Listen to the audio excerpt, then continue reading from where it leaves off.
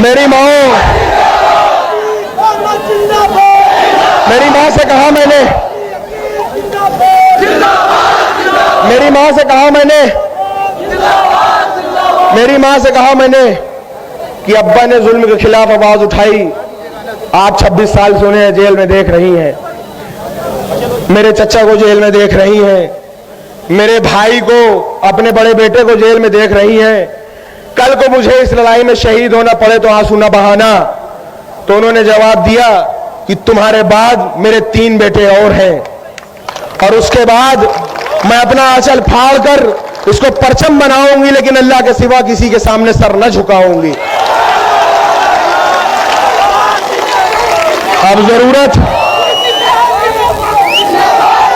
अब जरूरत हमें आपको है कि किसी की दलाली बाजारी न किया जाए, किसी का झंडा न उठाया जाए।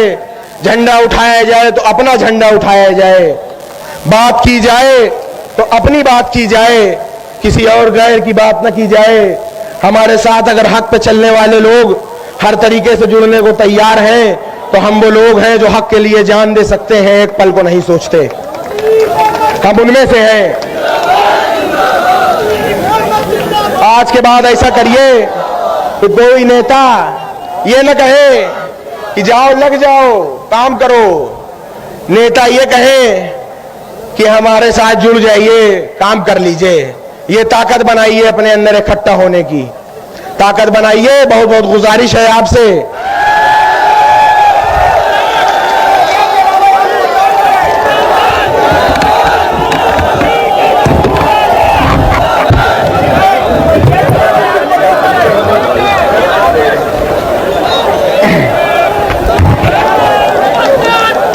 अस्सलाम वालेकुम और आदाब।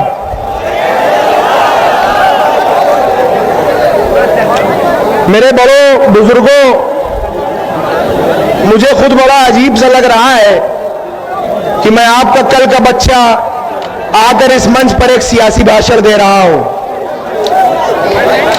मुझे एक झिझक थी कि जहां पर इतने बड़े बड़े सियासतदान मौजूद हों, जहां मैं अपने बुजुर्गों के बीच में हो जाऊं, वहां पर उनका कल का बच्चा एक क्या भाषण दे।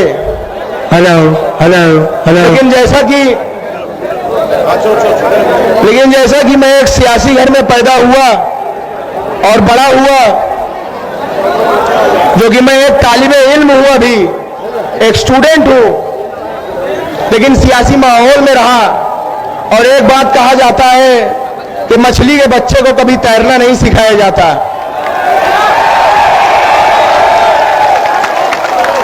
वही खून मेरी भी रगों में है, वही हौसला, वही ताकत, वही जज्बात मेरी भी रगों में है, लड़ने की कुव्वत मेरी भी रगों में है। उसी बाप की औलाद हूं मैं भी।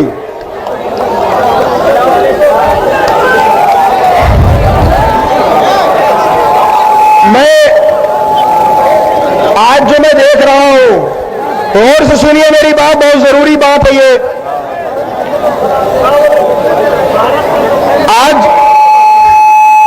आज इतने दिनों से मैं देख रहा हूं और एक जमाने से देखता आ रहा हूं, और अपने अब्बा से बात करने के बाद, और उन्होंने कहा कि एक लीडर हिंदुस्तान में है, इतना अपडेटेड, इतना हाईली लर्नेड लीडर मैंने अपनी जिंदगी में नहीं देखा। इतना अप टू डेट रहने वाला लीडर मैंने अपनी जिंदगी में नहीं देखा। अमान, इसको दो, नहीं देखा।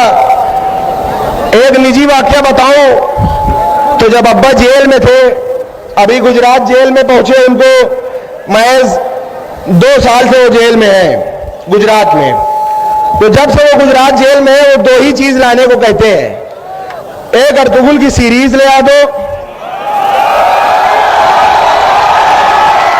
कहते हैं कि एक अर्तुगरुल की सीरीज ले आ दो, और जनाब असदुद्दीन ओवैसी साहब की स्पीचेस ले आओ।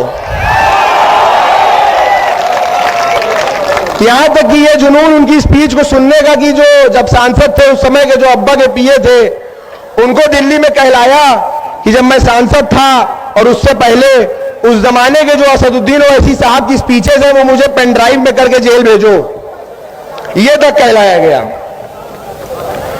तो जब मैंने अपने अब्बा की बात सुनी, असदुद्दीन ओवैसी साहब के बयानों को सुना, स्पीचेस को सुना, तो यह एहसास हुआ मेरा भी जो इल्म है, जो अक्ल इजाजत देती है, उस हिसाब से हमें समझ में आया कि हम आज तक ठगे जा रहे हैं, आज तक हम ठगे जा रहे हैं। जैसे कि कहा जाता है कि तुम्हारी फाइलों में गांव का मौसम गुलाबी है, मगर ये आंकड़े झूठे हैं, ये दावा किताबी है।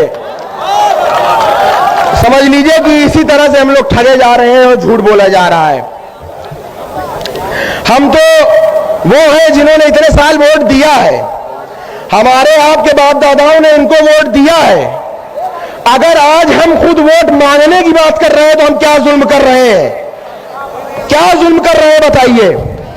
अगर हम वोट मांग रहे हैं तो हम गलत कर रहे हैं।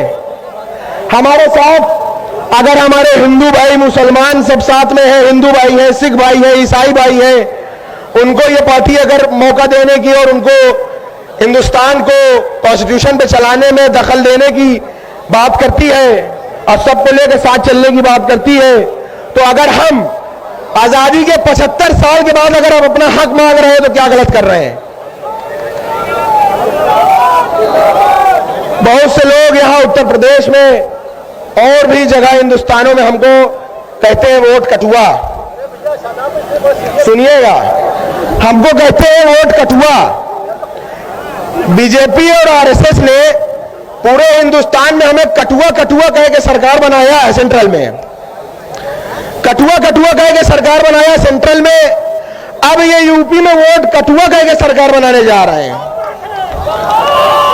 तो हम चलिए, अगर हम कटुआ कहलाए जाने से कभी शर्माए नहीं, हम कभी नहीं शर्माए, तो वोट कटुआ कहलाए जाने से क्या शर्माएंगे। कहते हैं ये लोग वोट कटुआ, और सबसे ज्यादा तकलीफ तब होती है जब अपने कुछ भाई भी उसी में शामिल हो जाते हैं।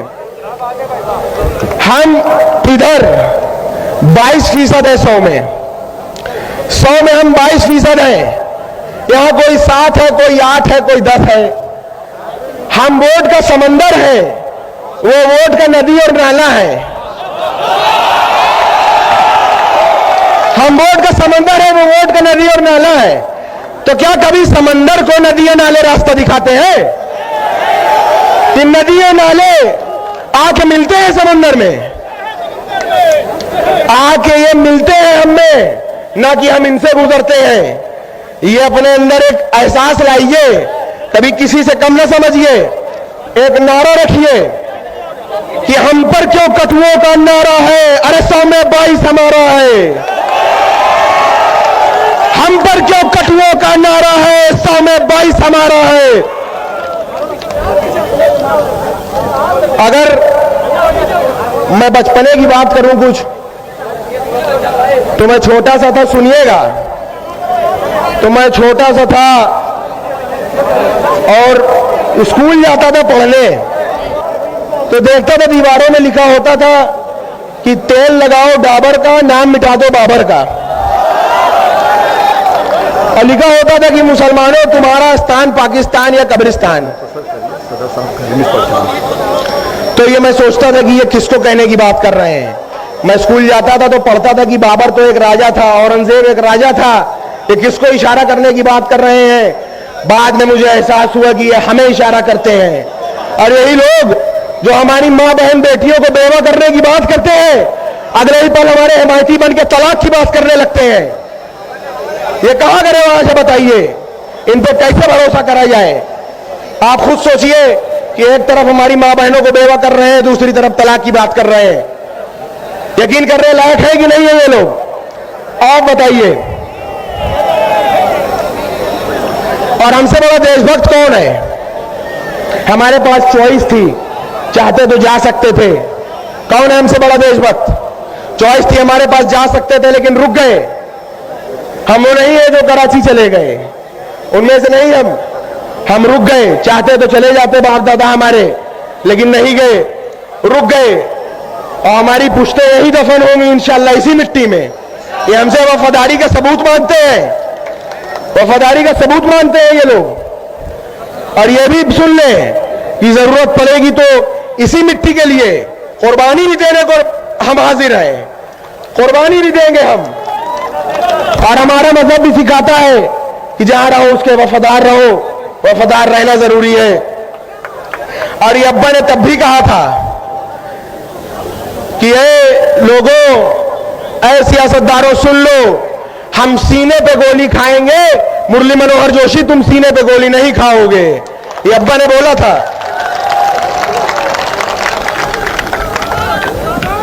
सन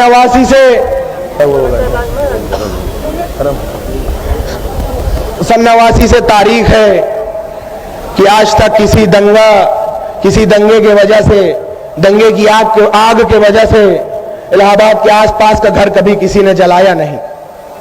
ये तारीख गवाह है खुद में कि हमारे वालिद जब से विधायक बने तब से किसी दंगे ने किसी के घर को जलाया नहीं। आखिर जब घर जलाना हुआ तो सबसे पहले हमारा घर जलाया, हमारा घर तोड़ा, हमारा घर पूरा तोड़ के एक कर दिया। और ये तोड़ के ये हौसला तोड़ना चाहते हैं, इस बात को समझिएगा। ये कुछ कर ले, इन्होंने घर हमारा भले तोड़ा लेकिन उन्हें हमारा हौसला नहीं तोड़ा, हमारी हिम्मत नहीं तोड़ी। वो बस एक ईंट की दीवार ही पहचान पाएंगे, बस न बसा न पाए एक घर जो वो घर के जान पाएंगे। हमारे हौसले की छांव में एक शहर बसता है, मेरे बच्चों को भी टूटी छतों का डर नहीं होता। तुम उन लोगों के साथी हो कि जिनके अनगिनत घर है, मैं उन लोगों का साथी हूं कि जिनका घर नहीं होता। हमारा वक्त आएगा, सुनो सच्ची कहानी है, हमारा वक्त आएगा, सुनो सच्ची कहानी है।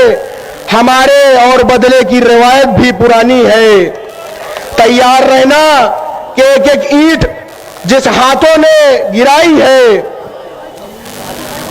तैयार रहना कि एक एक ईंट जिन हाथों ने गिराई है, एक एक ईंट उन्हीं हाथों से वापस लगवानी है।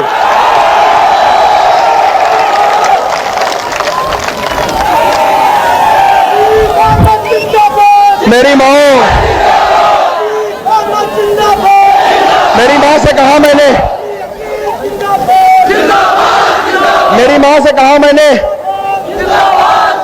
मेरी माँ से कहा मैंने कि अब्बा ने जुल्म के खिलाफ आवाज उठाई, आज 26 साल से उन्हें जेल में देख रही हैं। मेरे चचा को जेल में देख रही हैं, मेरे भाई को, अपने बड़े बेटे को जेल में देख रही हैं। कल को मुझे इस लड़ाई में शहीद होना पड़े तो आंसू न बहाना।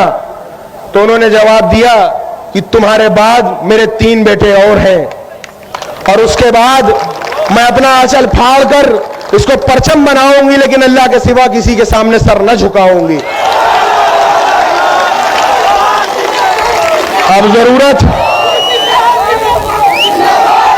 अब जरूरत हमें आपको है कि किसी की दलाली बाजारी न किया जाए, किसी का झंडा ना उठाया जाए।